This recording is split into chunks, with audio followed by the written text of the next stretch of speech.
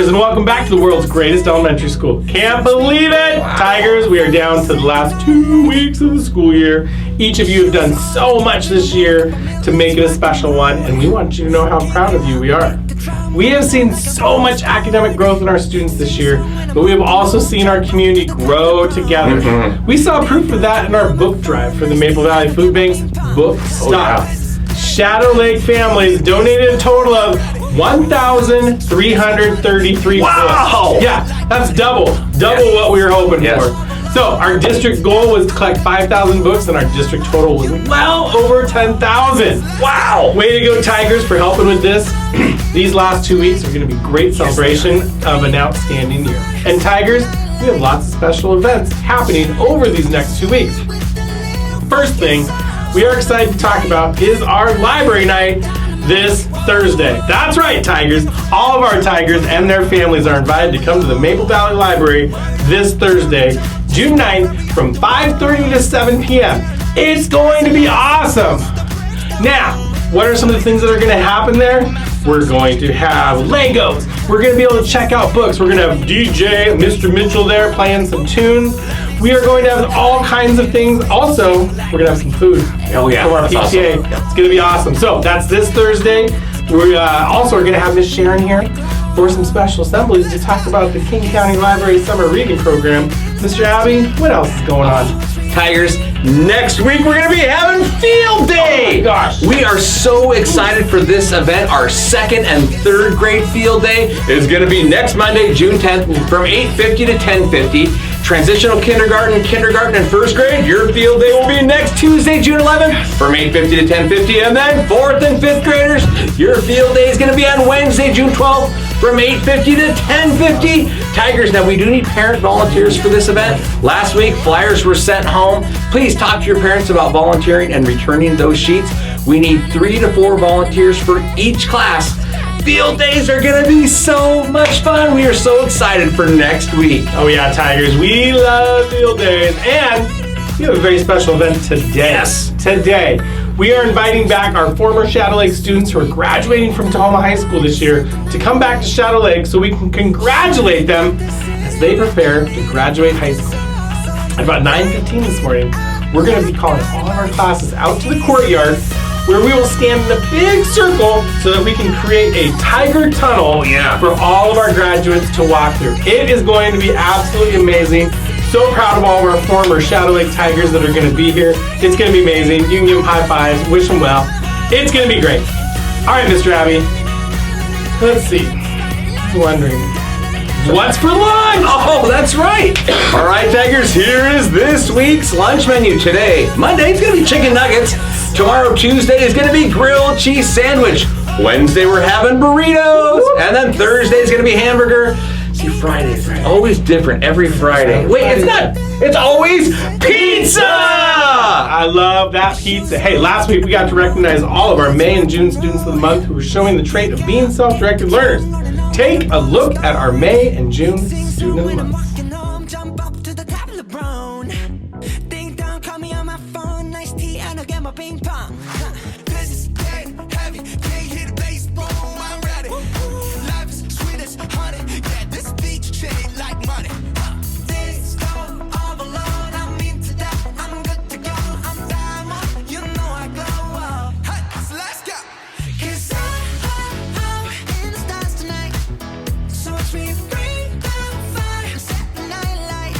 Way to go, students of the month! We're we're recognizing people. How about we recognize some more? Now it's time to recognize our amazing Tigers with our Tiger Paw ticket drawings for this week. All right, start off in kindergarten. We have Whitman in Miss Simmons. We have Whitley in Mrs. Hurley's class. Braden in Miss Belmondo's class. And then Princeton, you're the winner in Mrs. K's class. Nice work, kindergartners. Hey, for our first grade winners are Caitlin in Mrs. Roberts' room, Jameer in Mrs. Hanson's room, Charlie A in Mrs. Raddy's class, and Charlie in Mrs. Nelson's class. All right, Charlie, on to second grade. How about Carson in Mrs. Kortenkamp's class? Joshua, you're the winner in Mrs. Elsner's room. Ariana in Mrs. Shireman's room. And then Eric, you are the winner in Mrs. Meek's class. Nice job, second graders. Hey, third grader winners. Niall in Mrs. Boyle's room. Pam in Mrs. Skeen's class. Noah in Mrs. McGowan's class, and Abby in Mrs. Ogle's room. I won? No, Abby won. Not Mr. Abby. It was Abby. All right, nice job, Abby. All right, how about fourth grade winners? All right, we have Jordan in Mrs. Bradley's classroom. Jake, you're the winner in Mrs. Moffat's room. Conrad, you won in Mr. McMaster's class. And then Elijah in Mrs. Spangler's room. And to round it out in fifth grade, the winners are Louise in Mr. K's class, Tara in Mrs. Isaac's class, and Ryan in Miss McCutcheon's room. As always, winners, when it's convenient for your teachers, you can come on down to the office. They can send you down. You can pick out your prize from the Tiger Paw treasure chest. All right. Now,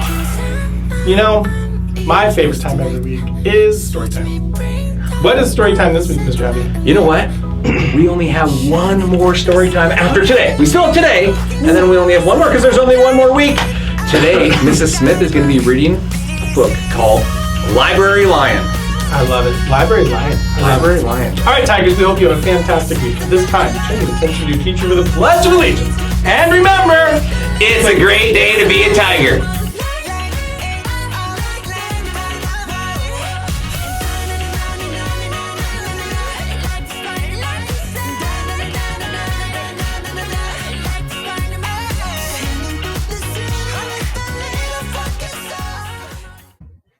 Good morning, Tigers. Welcome back to Story Time. I'm super excited to read another story. We are down to our second to last story time. So I'll read one this week and next week, and then we are done for the year. So crazy. All right, this one's a little bit longer, so sit back, relax, and enjoy. This one's called Library Lion, written by Michelle Knutson.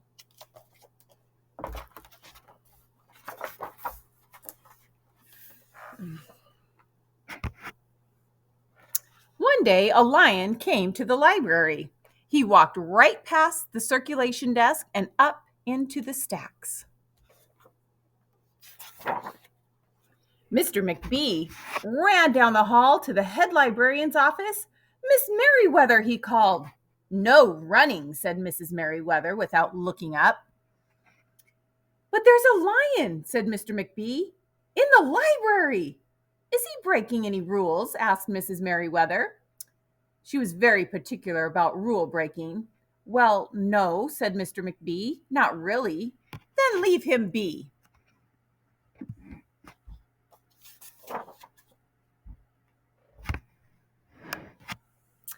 The lion wandered all around the library. He sniffed the card catalog. He rubbed his head against the new book collection. Then he padded over to the story corner and went to sleep. No one was sure what to do. There weren't any rules about lions in the library.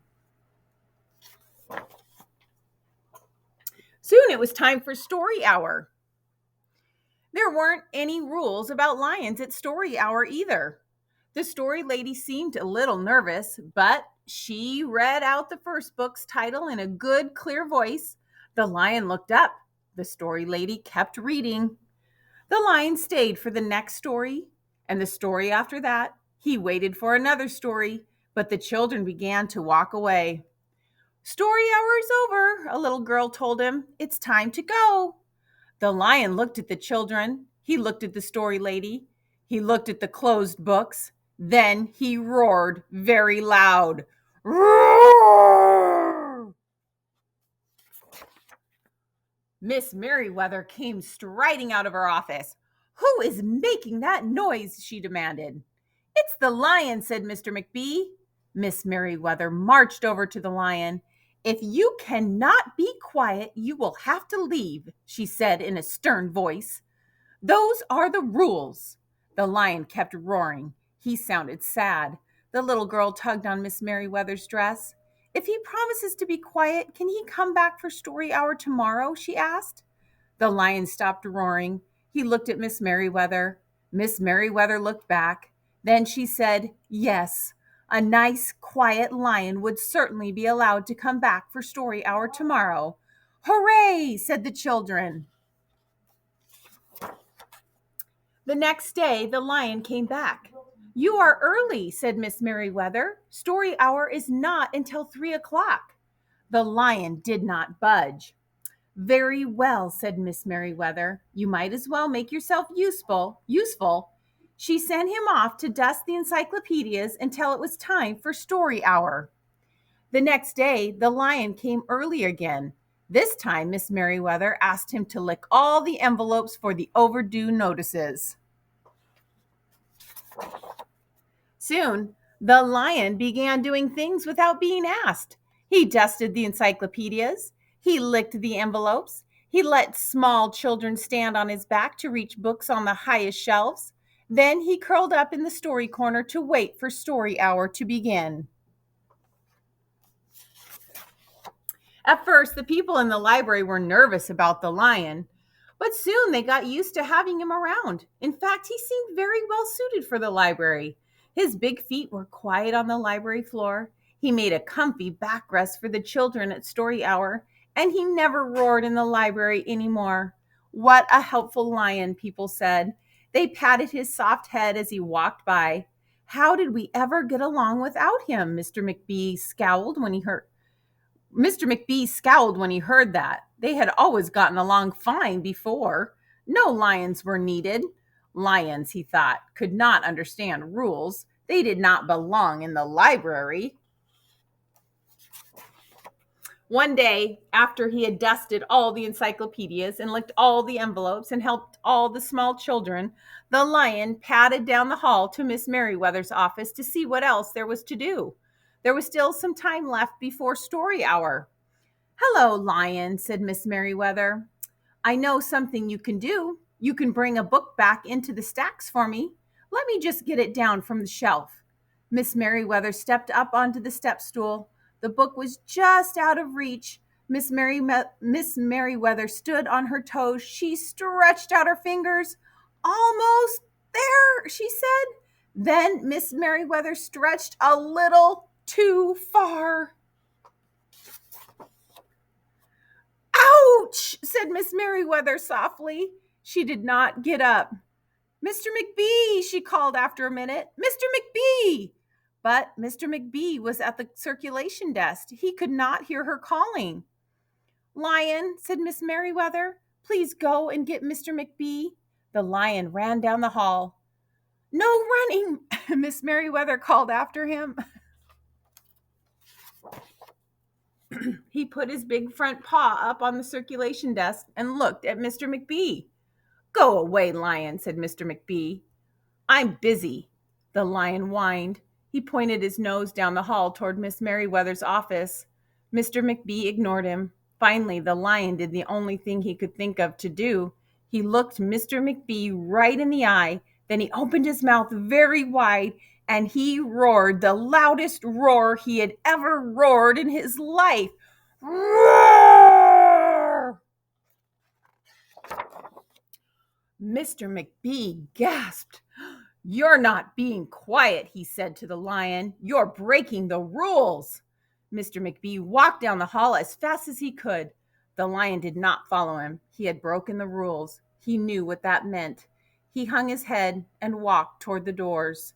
Mr. McBee did not notice. Mr. McBee did not notice. "Miss Merriweather," he called as he walked. "Miss Merriweather, the lion broke the rules. The lion broke the rules." He burst into Miss Merriweather's office. She was not in her chair. "Miss Merriweather?" he asked. "Sometimes," said Miss Merriweather from the floor behind her desk, "there is a good reason to break the rules, even in the library. Now please go call a doctor. I think I've broken my arm." Mr. McBee ran to call a doctor. "No running," Miss Merriweather called after him.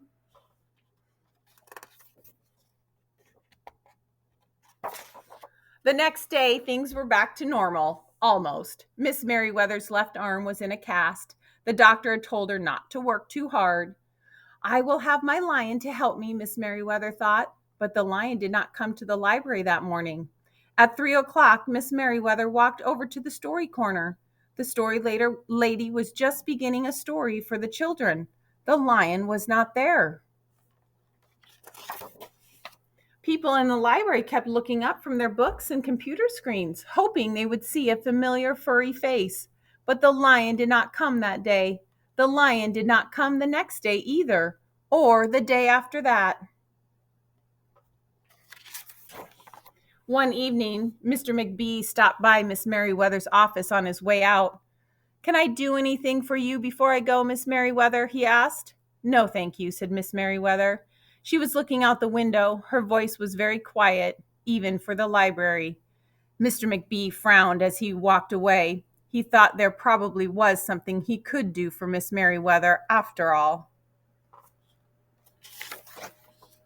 Mr. McBee left the library, but he did not go home.